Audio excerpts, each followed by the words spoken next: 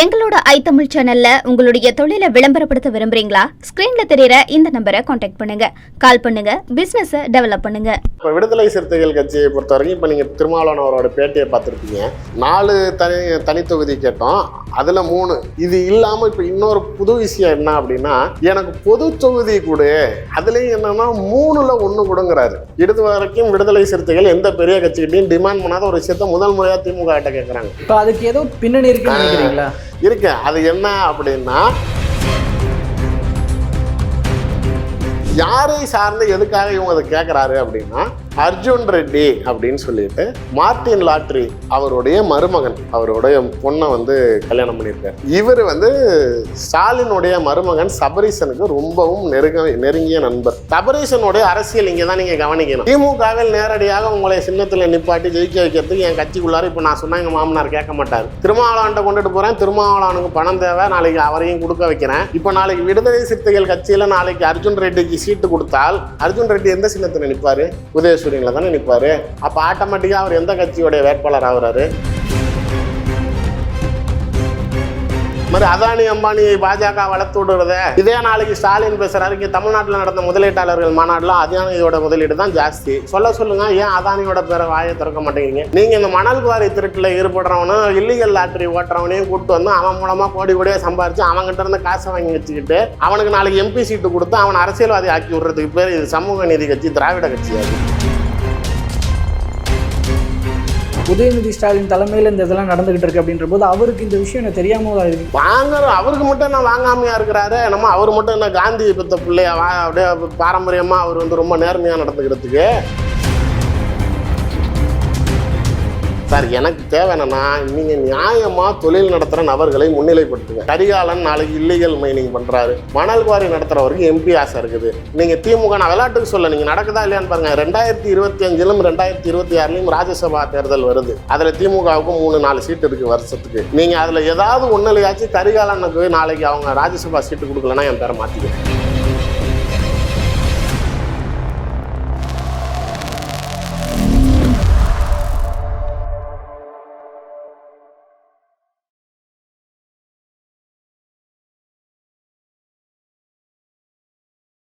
ஐதமிழர்கள் அனைவருக்கும் அன்பு வணக்கம். இன்றைய சிறப்பு நேர்காணலில் நம்மோடு இணைந்திருக்கிறார் தமிழ்நாடு பாஜகவை சேர்ந்த திருச்சி சூர்யா அவர்கள். அவரிடம் தற்போதைய அரசியல் நிகழ்வுகள் குறித்து பேசலாம். வணக்கம் சார். வணக்கம். நல்லா இருக்கீங்களா? ஸோ இப்போ நாடாளுமன்ற தேர்தலுக்கான ஒவ்வொரு கட்சிகளும் அந்த கூட்டணி இதெல்லாம் பண்ணிட்டு இருக்கும்போது இதில் திமுக கூட்டணி அவங்க பண்ணிட்டு இருக்கிற செயல்பாடுகள் இதெல்லாம் பார்க்கும் பொழுது அதில் உள்ளார்ந்து ஒவ்வொரு கட்சிகள் சார்ந்து நிறைய விஷயங்கள் பேசப்படுது. இப்போ அதில் நீங்கள் ஃபஸ்ட்டு திமுக கூட்டணியில் எந்த கட்சியை மையப்படுத்தி ஒரு முக்கியமான விஷயம் கவனிக்கப்பட வேண்டியிருக்கிறது நீங்கள் நினைக்கிறீங்க? இல்லை, எனக்கு சார் மற்றவங்க எல்லாமே கொஞ்சம் அனுசரித்து போய்கிட்டு இருக்கிற மாதிரி தான் இருக்குது. எனக்கு பிரச்சனைக்குரிய 2 கட்சிகள்னு பார்த்தீங்க அப்படின்னா, எனக்கு தெரிஞ்ச ஒன்று விசிகா, இன்னொன்று காங்கிரஸ். இவங்க 2 பேத்துக்குமே எடப்பாடி அவர்களுடைய கதவு திறந்துருக்குதுங்கிற தைரியம் இருக்குது. அதனால தான் டிமாண்ட் பண்ணுறாங்க. இப்போ ஒருவேளை பிஜேபியும் அதிமுக கூட்டணியும் தொடர்ந்து இருந்தால் காங்கிரஸும் விடுதலை சிறுத்தைகளும் திமுகவுக்கு அடிமையாக இருந்திருக்கும். உனக்கு இந்த 2 கிடையாது, 1 தான் அப்படின்னா சரிங்க அப்படின்னு இருப்பாங்க. இப்போ இங்கே ஒரு ஸ்பேஸ் இருக்குன்னு தான் இவங்க இங்கே டிமாண்டே பண்ணுறாங்க. என்ன சொல்கிற, சேர்த்துக்கிறியா இல்லை நான் வெளில போவா? இது எந்த அளவுக்கு வெளியில் வருது அப்படின்னா, இப்போ விடுதலை சிறுத்தைகள் கட்சியை பொறுத்த வரைக்கும் இப்போ நீங்கள் திருமாவளவன் அவரோட பேட்டியை பார்த்துருப்பீங்க. அதில்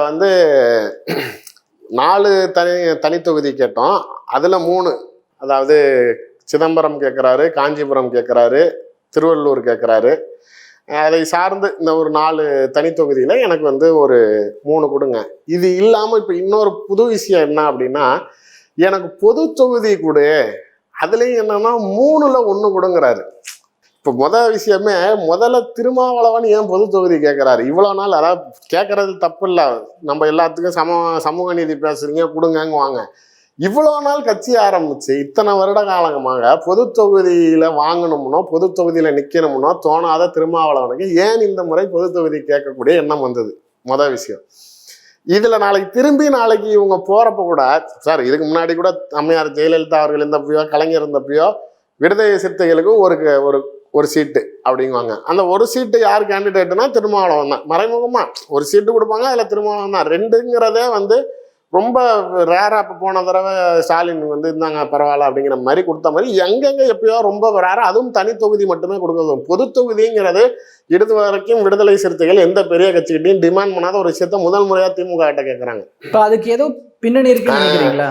இருக்கு. அது என்ன அப்படின்னா, அவங்க அதுலேயும் வந்து அதில் ஒரு இன்னொரு அரசியல் இருக்குது. அந்த பொது தொகுதியிலையும் 3 இடங்கள் வேணுங்கிறாங்க. எங்கே அப்படின்னா, ஒன்று பெரம்பலூர், கள்ளக்குறிச்சி, இல்லை மயிலாடுதுறை. இது 3ல் ஏதாவது ஒன்று வேணும். யாரை சார்ந்து எதுக்காக இவங்க அதை கேட்குறாரு அப்படின்னா, அர்ஜுன் ரெட்டி அப்படின்னு சொல்லிட்டு மார்ட்டின் லாட்ரி அவருடைய மருமகன், அவருடைய பொண்ணை வந்து கல்யாணம் பண்ணியிருக்கார். இவர் வந்து ஸ்டாலினுடைய மருமகன் சபரீசனுக்கு ரொம்பவும் நெருங்கிய நண்பர். இப்போ அவருக்கு வந்து அர்ஜுன் ரெட்டி வந்து எனக்கு நீங்கள் திமுக சார்பாக எம்பி சீட்டு கொடுங்க அப்படின்னு கேட்குறாரு. அதை வந்து திமுகவில் நேரடியாக செய்வதற்கு சபரீசனுக்கு இன்னைக்கு அதிகாரம் இல்லை.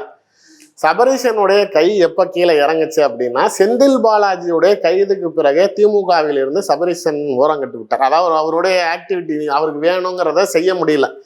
எதனால்னா ஃபுல் இண்டிபெண்ட்டாக செந்தில் பாலாஜியை விட்டு வச்சிருந்தது சபரீசன். அதாவது சிம்பிளாக சொல்லணும்னா, சார் அவர்கிட்ட இருந்து வர கட்டிங்களாம் இவர்கிட்ட தான் வரும். இவர் தான் செய்ய சொல்கிறது எதையும் அவர் தட்ட மாட்டார். அவர் அதிகார பலத்தில் இருந்தது எல்லாத்தையும் அனுசரிச்சுக்கிட்டாரு. இப்போ துர்கா ஸ்டாலின், உதயநிதி ஸ்டாலின், சபரீசன் எல்லாத்தையும் அனுசரித்து போனாலும், ஆனால் அவர் முழுசாக சார்ந்து இருந்தது யாருன்னா சபரீசன் அவர்களை தான். சபரீசன் சொன்னதுனால தானே இவ்வளோ தூரம் செஞ்சோம். ஆனால் நாளைக்கு இப்போ மாட்டி கட்சிக்கு கெட்ட பேர் ஆயிடுச்சேன்னு சொல்லி ஸ்டாலின் அவர்கள் அந்த ஒரு கோபத்தினால கொஞ்ச நாளைக்கு நீங்கள் அரசியலெல்லாம் தலையிடாதீங்க, உங்கள் வேலை என்னவோ அதை பாருங்க அப்படிங்க போக, இன்னைக்கு திமுகக்குள்ளார சபரீசனுடைய கை இறங்கியிருக்கு. அப்போ நாளைக்கு அர்ஜுன் ரெட்டிக்கு சீட்டு கொடுக்கறதுக்கு கஷ்டம். இப்போ அதனால சபரீசன் என்ன செய்யறாரு, அர்ஜுன் ரெட்டியை விசிக தலைவர் திருமாவளவன்ட்ட நெருக்கமாக்கி விடுறாரு. அர்ஜுன் ரெட்டி நெருக்கமாக்கி விட்ட பிறகு அவர் அந்த கட்சிக்குள்ளார உள்ள போறாரு. அதாவது எனக்குன்னு தனிப்பட்ட முறையில் என்னுடைய மாமனார் பேரை சொல்லாதீங்க, எனக்குன்னு ஒரு பேர் உருவாகணும், என் பேரை எங்கேயும் வெளியில் அப்படி சொல்லாதீங்க அவர் பேரை சொல்லின்னு சொல்கிறாரே தவிர, ஆனால் 2 பேரும் நல்ல ஒரு நட்புறவோடு தான் இருக்கிறாங்க. அதாவது சார் இவங்களுக்கு எப்பயுமே ஒரு லாபி ஆக்சுவலாக வந்து மார்ட்டின் லாட்டரியுடைய மனைவி வந்து ஐஜேகேவில் மாநில பொறுப்பில் இருக்கிறாங்க. அது மாதிரி இந்த குடும்பத்தில் இருக்கவங்க ஆளுக்கு ஒரு கட்சியில் சேர்ந்துக்குவாங்க.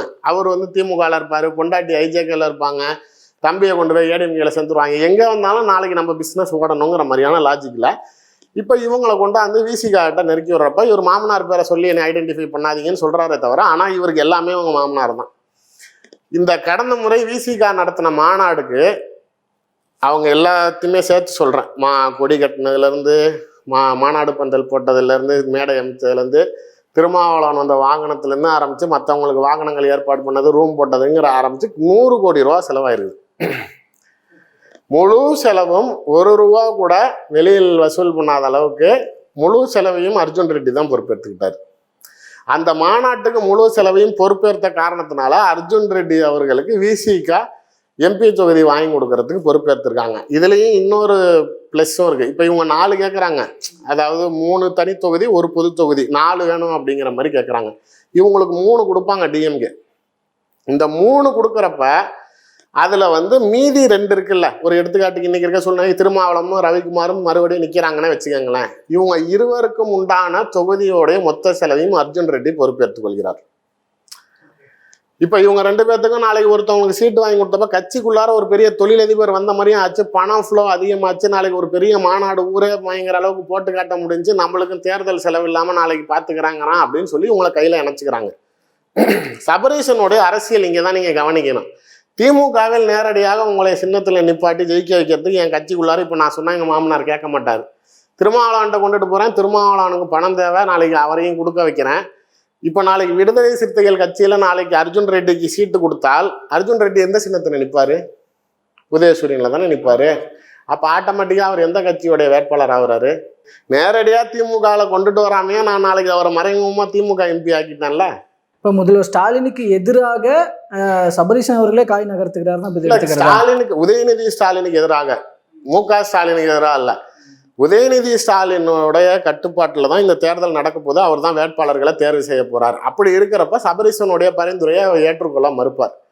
அதனால விடுதலை சிறுத்தைகள் கட்சி மூலமாக அர்ஜுன் ரெட்டியை கொண்டுட்டு போய் இன்னைக்கு நீங்கள் விடுதலை சிறுத்தைகள் கட்சி உங்களுக்கு அத்தியாவசிய தேவையாயிருச்சு. ஏன்னா நீங்கள் வந்து தாழ்த்தப்பட்டவர்கள் சமுதாயத்தை சார்ந்தக்கூடிய அரசியல் கட்சி தலைவர்கள் எல்லாரும் பெரும்பான்மையாக பாஜகவிடம் ஆதரவாக இருக்கிறார்கள். ஒரே ஒரு கட்சி தான் உங்ககிட்ட இருக்குது. நாளைக்கு நீங்கள் அவங்களையும் அனுப்பிட்டீங்கன்னா நீங்கள் சமூக நீதி பேச முடியாது. அதனால நீங்கள் அவங்களோட கோரிக்கைக்கு நீங்கள் செவிசாச்சு தான் ஆகணுங்கிறப்ப அதனால தான் டிமாண்ட் பண்ணுறாங்க. நாளைக்கு இந்த பொது தொகுதிங்கிறது ஏன் இந்த லிஸ்ட்டுக்குள்ளார நடுவில் குறுக்க வருது அப்படின்னா அதற்கு காரணம் அர்ஜுன் ரெட்டி. அர்ஜுன் ரெட்டிக்கு சார் இது நான் வந்து வெளிப்படையாக கேட்குறேன், தமிழ்நாட்டில் இது வரைக்கும் இல்லீகல் லாட்ரி இல்லைன்னு நினைக்கிறீங்களா? எல்லா மாவட்டத்திலையும் நீங்கள் நாளைக்கு சொல்கிறீங்க இல்லை இது வந்து இது என்ன சார் நீங்கள் இல்லீகல் லாட்டரினால எவ்வளோ பேர் சாமானிய மக்கள் பாதிக்கப்படுறாங்கன்னு உங்களுக்கே தெரியும். 100 ரூபா 150 ரூபா தினக்கூலி வாங்கக்கூடியவர்கள் இந்த லாட்ரி சீட்னால நஷ்டப்படுறாங்க. நாளைக்கு ரம்மி லாட்டரி இந்த இது தமிழ்நாட்டில் ஆனால் அதெல்லாம் ஒழிக்கப்பட்டிருக்கு. அப்படிலாம் கிடையாது. யார் சொன்னா? போங்க சார் நீங்கள் வேற எங்கேயாவது போய் கோயம்பேடு மார்க்கெட்லேயோ எங்கேயாவது வேற எங்கேயாவது ஆட்டோக்காரங்க தெருமுனை ஸ்டாண்டுக்கு போங்க, ஆட்டோக்கார்ட்டானே அந்த 3 நம்பர் லாட்ரி போடணும், யாராவது உங்களுக்கு தெரியுமா சொல்லுங்கன்னா அவன் நம்பர் எடுத்துடலன்னா என் பேரை மாற்றிக்கிறேன். என்ன நினச்சிக்கிட்டீங்க? ஆன்லைன் ரம்மியை தடை செய்ய கவர்னர் மறுக்கிறார், நாங்கள் முற்படுறோம், மத்திய அரசாங்கம் தடுக்குது, ஆளுநர் ஒப்புதல் கொடுக்க மாட்டேங்கிறார், அதனால இவ்வளோ பேர் மாண்டுக்கிட்டு சாவறான்னு பேசுறீங்கல்ல. உங்களோட அரசாங்கத்தோட அலட்சியத்தாலையும் நாளைக்கு இந்த மாதிரி ஆட்களை நீங்கள் வளர்க்குறதுனாலையும் தமிழ்நாட்டுக்குள்ளார எவ்வளோ இல்லீகல் பிஸ்னஸ் நடக்குது தெரியுமா? வெளிப்படையாக சொல்கிறேன், தான் சொல்கிறேன்ல, 3 சீட்டு லாட்டரிங்கிறது தமிழ்நாடு முழுக்க எல்லா மாவட்டத்திலையும் எல்லா தகுதிக்கும் தராதரத்திற்கும் நடத்தப்படுகிறது. நீங்கள் 50 ரூபா கொடுத்து 3 நம்பர் எழுதி கொடுத்தீங்க அப்படின்னா எத்தனை நம்பர் வேணாலும் எழுதி கொடுக்கலாம். நீங்கள் ஒரு நம்பருக்கு ஒரு அமௌண்ட்டு அப்படின்னு நீங்கள் கொடுத்தீங்கன்னா அது நாளைக்கு சுற்றுறப்போ அந்த நம்பர் வந்துச்சுன்னா உங்களுக்கு அதை விட 10 மடங்கு. 10 நம்பர் எழுதி கொடுப்பான் சார், எவனும் ஒத்த நம்பரில் கொடுக்க மாட்டான். 10 நம்பர் கொடுப்பான், அதில் ஒரு நம்பர் விழும், மறுபடியும் 10 ஆச்சுன்னா அதுவே பெரிய விஷயம். இல்லை 10 நம்பரும் போச்சுன்னா போச்சு தான். இது மாதிரி எவ்வளோ பேர் இழந்துக்கிட்டு இருக்காங்க தெரியுமா? இது அவ்வளவும் இவங்க பண்ணுற மார்ட்டின் லாட்டரி பண்ணுற வேலை. அதே மாதிரி வெளிநாடுகளில் 18 நாடுகளில் லாட்டரி பிஸ்னஸ் பண்ணுறாங்க இல்லை, அதில் 12 நாடுகளுக்கு மேலே இல்லீகல் லாட்டரி மட்டுமே பண்ணுறாங்க. சபரீசன் அவர்கள் தன்னுடைய பணங்கள் நிறையா நாளைக்கு மார்ட்டின் லாட்டரிகிட்ட கொடுத்து இந்த மாதிரி வெளிநாடுகளில் லாட்டரி பிஸ்னஸில் இன்வெஸ்ட் செய்திருப்பதனால இவங்களெல்லாம் கூட்டிகிட்டு வந்து, நான் தான் சொல்கிறேன்ல, இந்த கரிகாலன்னு சொல்லி இந்த மணல் குவாரி நடத்துகிறாரு, அவருக்கு ஏற்கனவே இப்போ அவரும் எம்பி ஆசையில் இருக்கிறாரு. இந்த படத்தெல்லாம் காட்டுவாங்கல்ல, நான் பெரிய ரவுடி 10 கொலை பண்ணிட்டேன், சாம்ராஜ்யம் பண்ண, இப்போ திடீர்னு எனக்கு எல்லாம் இறங்குது, ஒரு போலீஸ்காரன் வந்து என்னை கொண்டுருவாங்கிறான், அதனால நான் ஆட்சி அதிகாரத்துக்கு போய் மந்திரி ஆகிட்டேன், முதலமைச்சர் ஆகிட்டேன்னா என்னை எதுவும் செய்ய மாட்டான்னு இந்த படத்தெல்லாம் காட்டுற மாதிரி இந்த இல்லீகல் பிஸ்னஸ் பண்ணுறவங்க, இந்த 2ஆம் நம்பர் தொழில் பார்த்து பணம் சம்பாதிக்கிறவங்க எல்லாத்துக்கும் இப்போ அரசியல் ஆசை வந்துருச்சு. இவங்களெல்லாம் அடையாளப்படுத்துறதுக்கு இந்த திமுக அலையுது. இந்த மாதிரி அதானி அம்பானி பாஜக வளர்த்து விடுறத நாளைக்கு இதெல்லாம் சரியான்னு பேசுறீங்கல்ல. அதானி அம்பானி வந்து உலக பணக்காரர்கள் பட்டியலில் இடம்பெற்றிருக்கிறார்கள். இந்தியா நாட்டை சேர்ந்தவர் உலக பணக்கார பட்டியலில் இருக்காருங்கிறது நாட்டுக்கு பெருமை. வெளிநாடுகளில் எவ்வளோ இடத்துல போய் தொழில் பண்ணுறாங்க, எவ்வளோ இடத்துல வருமானங்கள் ஈட்டுறாங்க, அதெல்லாம் நாளைக்கு கொண்டாந்து நம்ம நாட்டுக்குள்ளார சேர்க்குறாங்கிறப்ப நம்மளோட இந்தியன் பிஸ்னஸ் மேனு 12 கண்ட்ரியில் பிஸ்னஸ் பண்ணுறாங்கங்கிறது நாட்டுக்கு பெருமை. இவங்க வளர்கிற இடத்துல நாட்டுடைய பொருளாதாரமும் வளருது. இதே காங்கிரஸும் திமுகவும் தான் நாளைக்கு இப்படி அதானிக்கு செய்கிறீங்க அம்பானிக்கு செய்கிறீங்கன்னு பேசுகிறீங்க. இதே காங்கிரஸ் கவர்மெண்ட்டு நாளைக்கு தெலுங்கானாவில் அமைது ரேவந்த் ரெட்டி பொருளாதார முதலீட்டாளர்கள் மாநாட்டில் கூட்டிகிட்டு வந்து அதானி கிட்ட முதலீடு வாங்கிட்டு அதானியும் தெலுங்கானா கவர்மெண்ட்டும் இரு கண்கள்னு பேசுகிறீங்க. இதே நாளைக்கு ஸ்டாலின் பேசுகிறாரு, இங்கே தமிழ்நாட்டில் நடந்த முதலீட்டாளர்கள் மாநாட்டில் அதானியோட முதலீடு தான் ஜாஸ்தி. சொல்லுங்கள், ஏன் அதானியோட பேரை வாயை திறக்க மாட்டேங்கிறீங்க? நாங்கள் கொடுக்குற தப்புனீங்க, ஆனால் நீங்கள் முதலீடு வாங்குறதுனப்பா நான் ரைட்டுங்கிறீங்க. நாங்களாச்சும் பரவாயில்ல சார், அவங்களாம் நான் அதானி அம்பானி 2ஆம் நம்பர் தொழிலாக பண்ணுறாங்க. நியாயமான தொழில் செஞ்சு நிறைய பேருக்கு வேலை வாய்ப்பை உருவாக்கி கொடுத்து நாட்டோட பொருளாதாரத்தை உயர்த்துறவங்களுக்கு கொடுக்குறான். நீங்கள் இந்த மணல் குவாரி திருட்டில் ஈடுபடுறவனும் இல்லீகல் லாட்டரி ஓட்டுறவனையும் கூப்பிட்டு வந்து அவன் மூலமாக கோடியாக சம்பாரித்து அவங்ககிட்ட இருந்து காசை வாங்கி வச்சுக்கிட்டு அவனுக்கு நாளைக்கு எம்பி சீட்டு கொடுத்து அவனை அரசியல்வாதி ஆக்கி விடுறதுக்கு பேர் இது சமூக நீதி கட்சி, திராவிட கட்சி. அது இல்லை. இப்போ நீங்கள் இவ்வளோ விஷயம் சொல்கிறீங்க, இதெல்லாமே இப்போ உதயநிதி ஸ்டாலின் தலைமையில் இந்த இதெல்லாம் நடந்துகிட்டு இருக்கு அப்படின்ற போது அவருக்கு இந்த விஷயம் எனக்கு தெரியாம தான் இருக்கு. அவருக்கு மட்டும் என்ன வாங்காமையா இருக்கிறாரு? நம்ம அவர் மட்டும் என்ன காந்தி பெத்த பிள்ளையா அப்படியே பாரம்பரியமா அவர் வந்து ரொம்ப நேர்மையா நடந்துக்கிறதுக்கு இப்படி வந்தாலும் சீட் கிடைக்காது அப்படின்றலாம் கிடையாது. காசு எங்க கொடுத்தாலும் கிடைக்கும். ஆனா நாளைக்கு இவர் மூலமா வரப்பாங்கிறப்ப வராது. அதாவது இந்த கோஷ்டி சண்டைன்னு இருக்கு, சபரீசனுடைய நண்பர்கள் உதயநிதியோடைய நண்பர்கள்னு ஒரு சில கும்பல் இருக்குது. நீங்க அப்படி இருக்கிறப்ப இன்னைக்கு முழு தேர்தலும் உதயநிதி கட்டுப்பாட்டில் இருக்கப்ப சபரீசன் எனக்காக அர்ஜுன் ரெட்டி கூடனா கொடுக்க மாட்டாரு. கொடுக்கலன்னா அப்ப யாருக்கு அசிங்கம்? நீங்கள் அவர் ஒன்றும் சும்மாலாம் இருக்க மாட்டார். அவர் நாளைக்கு அவருக்கு வேண்டிய நண்பர்கள்ட்ட பணம் வாங்கி அவர் கொடுப்பாரு. நான் ஏன் அவன்கிட்ட பணம் வாங்கி கொடுக்கணும்? அதுக்கு நான் இங்கேயே பணம் வாங்கிட்டு கொடுப்பேன்னு அவர் கொடுத்துட்டு போவார். சார், எனக்கு தேவை என்னன்னா, நீங்கள் நியாயமாக தொழில் நடத்துகிற நபர்களை முன்னிலைப்படுத்துங்க. கரிகாலன் நாளைக்கு இல்லீகல் மைனிங் பண்ணுறாரு, மணல் குவாரி நடத்துகிறவருக்கு எம்பி ஆசை இருக்குது. நீங்கள் திமுக நான் விளையாட்டுக்கு சொல்ல, நீங்கள் நடக்குதா இல்லையான்னு பாருங்கள். 2025லும் 2026லையும் ராஜ்யசபா தேர்தல் வருது. அதில் திமுகவுக்கு 3-4 சீட்டு இருக்குது வருஷத்துக்கு. நீங்கள் அதில் ஏதாவது ஒன்றுலையாச்சும் கரிகாலனுக்கு நாளைக்கு அவங்க ராஜ்யசபா சீட்டு கொடுக்கலன்னா என் பேரை மாற்றிக்கிறேன். நீங்கள் திருட்டு மணல் இந்த மணல் குவாரி நடத்தக்கூடிய கரிகாலனுக்கு ராஜ்யசபா எம்பி சீட்டு திமுக உறுதி செஞ்சு வச்சுருக்காங்க. அதே மாதிரி நீங்கள் லாட்ரி கும்பலை சேர்ந்த மார்ட்டின் மருமகனை கூப்பிட்டு வந்து அர்ஜுன் ரெட்டியை கூப்பிட்டு வந்து நாளைக்கு நீங்கள் வந்து திரும்பி எம்பி சீட்டு கொடுக்கறதுக்கு மறைமுகமாக கூட்டணி கட்சி இப்போ நேரடியாக திமுகவே நாளைக்கு சீட்டு கொடுத்தாலும் நீங்கள் விமர்சனத்துக்கு உள்ளாக்குவீங்களா? இந்த மாதிரி திருட்டு லாட்டரி நடத்துகிறவங்களோட மருமகன் அர்ஜுன் ரெட்டியை கூப்பிட்டு வந்து சீட்டு கொடுத்துருக்குது திமுக, பொருள் பேசும் பொருள் ஆகுன்ட்டு அதை விடுதலை சிறுத்தைகள் கட்சி மூலமாக நாளைக்கு உள்ளே கொண்டுட்டு வந்து நாளைக்கு ஆனால் திமுகலையே உதயசூரியன் சின்னத்தில் நிற்க வச்சு ஜெயிக்க வைக்கிறதுக்கு வழி தேடுறீங்களே, இது நல்லா இருக்குதா சொல்லுங்கள்? இது நியாயமாக மக்கள் சேவை செய்கிறதுக்கு இவங்களாம் எதுக்காக வராங்க? இவங்களாம் நாளைக்கு பதவிக்கு வந்து ஜெயிச்சா மட்டும் நாளைக்கு மக்கள் சேவை செய்வாங்கன்னு நினைக்கிறீங்களா? 100 கோடி 200 கோடி நாளைக்கு இப்போ திருமாவளவனுக்கு தொகுதிக்கு 100 கோடி, 2 தொகுதியில் நிற்கிறீங்களா, 2 தொகுதிக்கு 200 கோடி ரூபா நான் கொடுத்துட்றாங்க, எனக்கு சீட்டு வாங்கி கொடுங்க. ஆனால் இப்போ சபரீசனே கூட்டு போய் சொல்கிறப்ப உங்களுக்கு என்ன தேவையோ செஞ்சுருவார், மாநாடா முழு செலவையும் பார்த்துவார். நீங்கள் எலெக்ஷனில் நிற்கிறீங்களா, அதுக்கும் செலவை பார்த்துக்குவார். அவருக்கு ஒரு சீட்டு மட்டும் வாங்கி கொடுத்துருங்க, அவர் பாட்டுக்கு உதயசூரியனில் நிற்பார், அவருக்கும் அவர் செலவை பார்த்துக்குவார். அப்படின்னா இதில் என்ன திருமாவளவனுக்கு என்ன கஷ்டம்? ஆனா இப்படி வரும் டைரக்டா திமுகக்குள்ள வந்தா ஒரு கெட்ட பேர் வரும். ஆனா இப்படி வந்தா அந்த கெட்ட பேர் உதயநிதி போய் நாளைக்கு திருமாவளவன்ட்டு அர்ஜுன் ரெட்டிக்கு மட்டும் சீட்டு கேட்காதீங்கண்ணே அப்படின்னு சொல்ல முடியாதுல்ல. அவர் நாளைக்கு எனக்கு செலவு பண்ணியிருக்காரு, மாநாட்டுக்கெல்லாம் பண்ணியிருக்காரு, நான் எப்படிங்க பதில் சொல்லுவேன்? எனக்கா நீங்கள் கொடுத்து தான் ஆகணும், நீ கொடுக்குறியா நான் ஏடிஎம்கே போவா, அவ்வளோதான். பின்னாடி இப்படி ஒரு பாயிண்ட் இருக்குன்னா அப்போ அந்த பொது தொகுதி அப்போ கன்ஃபார்ம்னு தானே இப்போ எடுத்துக்கணும். பொது தொகுதிங்கிறது அவங்க வேணும், சமூக நீதி பேசுறீங்க இல்லைன்னு சொல்ல முடியாதுல. திமுகவுடைய கொள்கை சித்தாந்தத்தையே கேள்விக்குறியாக்கிடுவாங்கல்ல. ஒருவேளை தனி தொகுதி மட்டும்தான் விடுதலை சிறுத்தைகளுக்கு கொடுக்க முடியும், லாக்கே அங்கே தான் வைக்கிறாங்கங்க. தனி தொகுதி மட்டும் கொடுத்துட்டீங்க, பொது தொகுதி கொடுக்க முடியாது. பொது தொகுதி கொடுத்தா தானே அர்ஜுன் ரெட்டியை நிப்பாட்டுவ, பொது தொகுதி கிடையாது அப்படின்னு உதயநிதி முடிவு எடுத்தா சமூக நீதி பேசுகிற கட்சி நாளைக்கு எங்களை ஜாதியை பார்த்துட்டு தான் தனி தொகுதியில் நிற்க சொல்கிறீங்க, பொது தொகுதி கொடுக்க மறுக்கிறீங்கன்னு நாளைக்கு உங்கள் மேலே பிரச்சனை வரும். அதனால் பொது தொகுதி கொடுத்துருவீங்கல்ல, அதுக்கப்புறம் அந்த கட்சியில் நீ இவனை வேட்பாளராக போடுன்னு என் கட்சி உள்ளார நீ முடிவு எடுக்க முடியாதுல்ல. அங்கே தான் வைக்கிறாங்க லாக்கு.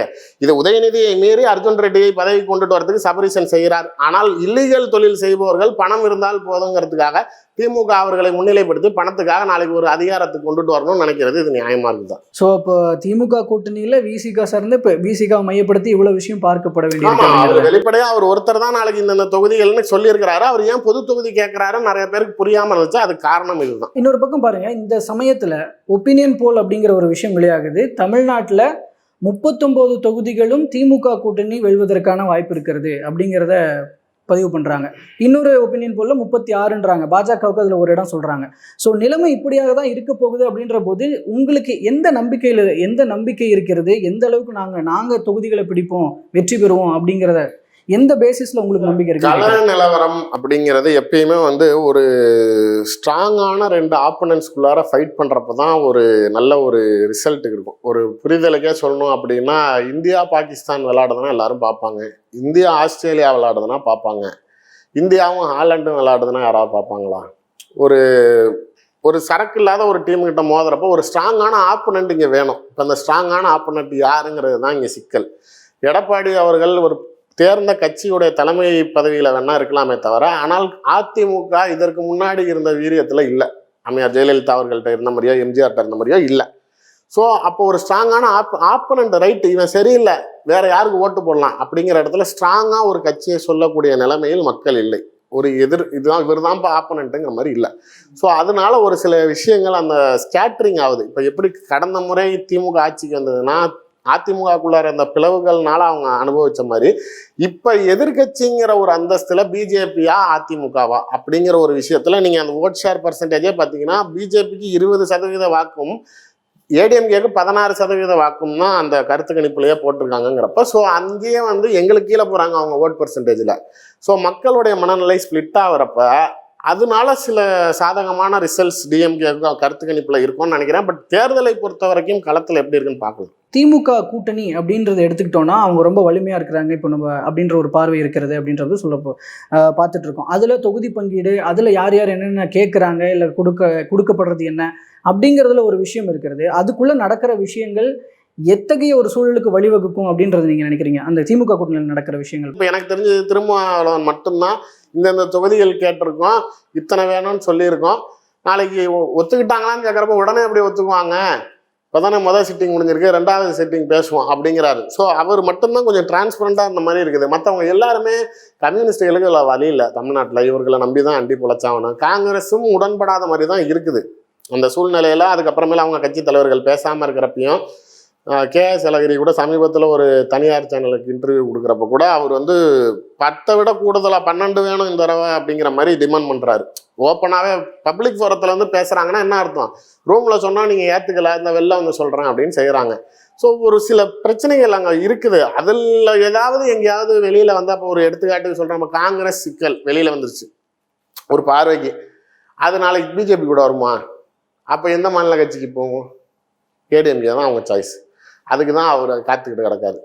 விடுதலை சிறுத்தைகள் வெளில வருது, ஒருவேளை வந்தால் பிஜேபிக்கு வருவாங்களா? அவங்க கம்ப்ளீட்டாக பிஜேபி தான் இருக்கிறாங்க. அப்போ எங்கே போவாங்க? எடப்பாடிக்கிட்ட. அதுதான் அவர் பொறுத்துருங்கிறத அவரே பொறுத்து தான் இருக்கிறாரு. எங்கேயாவது அங்கே பிரச்சனை நடந்தால் இங்கே வரும்னு. பட் இப்போ கொஞ்சம் திமுக வந்து அந்த அளவுக்கு பிரச்சனைகளை மோசமாக்கிக்க கூடாது, பேசுகிறவங்களுக்கு கொஞ்சம் ரீசனபிளாக கொடுத்து முடிக்கணும்னு நினைக்கிறாங்க. பார்ப்போம். இல்லை, ஏன்னா இப்போ நீங்கள் சொன்னீங்க, இப்போ இதெல்லாமே ஒரு உள்ள நடக்கிறதுக்கான வாய்ப்புகள் இருக்குது, வர்றதுக்காக வெயிட் பண்ணிட்டு இருக்கிறாங்க, அதிமுக வெயிட் பண்ணிட்டு இருக்கிறாங்கன்னு. இப்போ அத்தகைய சூழலுக்கு வாய்ப்பு இருக்குன்னு நீங்கள் நினைக்கிறீங்களா? இல்லை, எதிர்பார்ப்புகள் பெருசாக இருக்குல்ல. அதாவது அவங்க ஏற்கனவே போன தடவை அதிகமாக கொடுத்துறாங்க. அன்னைக்கு இருந்த காலகட்டத்தில் ஸ்டாலின் அவர்கள் கூட்டணி கட்சி எதுவும் நம்மளை விட்டு போயிடக்கூடாது, எல்லாத்தையும் நம்ம கையில் வச்சுட்டு நம்ம எப்படியாவது ஆட்சியை பிடிச்சாகணுங்கிறதுக்காக எல்லாத்தையும் கூப்பிட்டு ஒன்று வச்சிருந்தியா. அப்போ இதுக்கு முன்னாடியெல்லாம் திருமாவளவனுக்கு எல்லாரும் ஒன்று தான் கொடுத்துருப்பாங்க, அங்கே 2 கொடுத்தாங்க. இப்போ கொங்கு நாடுங்கிற ஒரு கட்சி இருந்துச்சாங்கிறது யாருக்குமே பெருசாக தெரியாது. அதிமுகவில் கவுண்டர் சமூகத்தை சேர்ந்த எடப்பாடி அவர்கள் மெயின் சேரில் இருக்காருன்ட்டு கொங்கு நாடை கூட்டிகிட்டு வந்து ஒரு MP கொடுத்தாங்க. IJKக்கு ஒரு MP கொடுக்குறாங்க. திருமாவளவனுக்கு 2, மதிமுகவுக்கு 2, கம்யூனிஸ்ட் இந்த கம்யூனிஸ்ட் 2, மார்க்சிஸ்ட் கம்யூனிஸ்ட் 2, அதுக்கப்புறமேலு வரிசையாக இது மாதிரி காங்கிரஸுக்கு 10, முஸ்லீம் லீகுக்கு 1, இதெல்லாமே வந்து எல்லாத்தையும் விடக்கூடாது, எல்லாத்தையும் சாட்டிஸ்ஃபை பண்ணணும்னு பண்ணதில் இவங்க தன்னை ரொம்ப இறக்கிக்கிட்டாங்க. இப்போ நீங்கள் டெல்லியை பொறுத்த வரைக்கும் திமுகவின் வேட்பாளர்கள் MP எவ்வளோ அப்படின்னு கேட்கக்கூடிய இடத்துல இவங்க கொஞ்சம் ஃபியூ நம்பர்ஸ் தான் இருக்கிறாங்க. ஏன்னா 20 பேர் தானே போயிருக்கிறாங்க.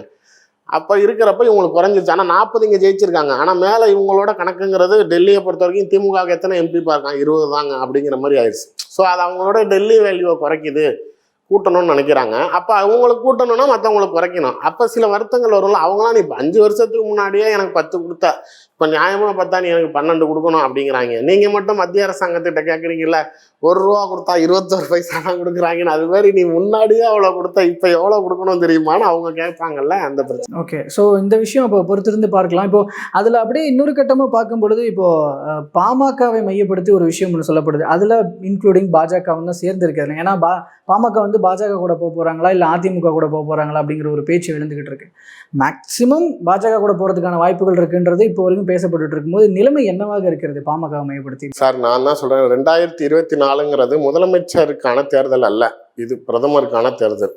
அப்போ ADMKல எதுவும் பிரைம் மினிஸ்டர் கேண்டிடேட் இருக்கிறாங்க. இந்த யாரோ சொன்ன மாதிரி எடப்பாடி பழனிசாமி பிரைம் மினிஸ்டர் ஆக போகிறாருன்னு சொன்னாங்க. KP முனிசாமி யாரோ பேசுனாங்கன்னாங்க. அது மாதிரி எதுவும் ஸ்டாண்ட் இருக்குது? இங்கே பிரைம் மினிஸ்டர் அப்படிங்கிறத INDA கூட்டணினாலே அவங்க வேட்பாளர் யாருன்னு தெளிவாக சொல்ல முடியல. இந்தியா முழுக்க இப்போதைக்கு இருக்கிற ஒரே பிரதமர் வேட்பாளர் மோடி மட்டும்தான். அவரை ஆதரிக்கணும், அவரை வச்சு நம்ம நாளைக்கு நம்மளுடைய பலத்தை காட்டணும், நம்மளும் கொஞ்சம் வலு சேர்த்துக்கணும்னு நினைக்கிறவங்க எங்ககிட்ட வருவாங்க. அதுக்கு கொஞ்சம் பொறுத்திருப்போம். அதுக்குன்னா நிறையா வாய்ப்புகள் இருக்குது. நிறைய கட்சிகள் எங்களையும் தேடி அவங்க எப்படி சார், நான் என்ன சொல்கிறேன்ல, பாமக தேமுதிக இந்த மாதிரி கட்சிகளை தமாக இதெல்லாம் வந்து ADMK கான்சன்ட்ரேட்டே பண்ணலை. ஏன்னா அவங்களுக்கு தெரியும் அவங்கக்கிட்ட வரமாட்டாங்கங்கிற மாதிரி. அவங்க கான்சன்ட்ரேட் பண்ணுறது ஃபுல்லாகவே திமுக கிட்ட இருந்து. நீங்கள் சொல்கிறதுல அந்த தமாக அவரது வாசன் அவர்கள் தான் பாஜகவுக்கும் அதிமுகவுக்கும் இடையில பேசிக்கிட்டு இருக்கிறாரு அப்படிங்கிறது? இல்லை சார், அதாவது நான் தான் சொன்னேன்ல, அதாவது அவர் எடப்பாடியோடைய கருத்துக்களை மத்திய அரசுக்கிட்ட கொண்டு போய் சேர்க்கக்கூடிய நபராக தான் இருந்தார். அவர் ரிலையபிளாக, அவருக்கு தான் ரிலையபிளாக இருப்பார். பட் ஆனால் இப்போ நீ இவர் வேணுமா மேலே வேணுமான்னு முடிவெடுப்பா அப்படிங்கிற இடத்துல அவர் நாளைக்கு அவர் வேணாங்கிற மனநிலையில தான் இருக்கார். அப்படி இருந்தால் இப்போ 2 நாளைக்கு முன்னாடி சந்திச்சப்பே வெளில வந்து நான் அதிமுகவோட கூட்டணின்னு சொல்லியிருப்பார். அப்படி சொல்லாத பட்சத்தில் அவரே நாளைக்கு மத்திய அரசாங்கம் பிஜேபி கிட்ட போகிறது தான் நம்மளுக்கு நல்லதுன்னு நினைக்கிறாருன்னு தான் தோணும். ஸோ பல்வேறு அரசியல் நிகழ்வுகள் சார்ந்த உங்களோட பார்வைகளையும் கருத்துக்களையும் எங்களோடும் எங்கள் மூலமாக மக்களோடும் பகிர்ந்துகிட்டதுக்கு ரொம்ப நன்றி சார்.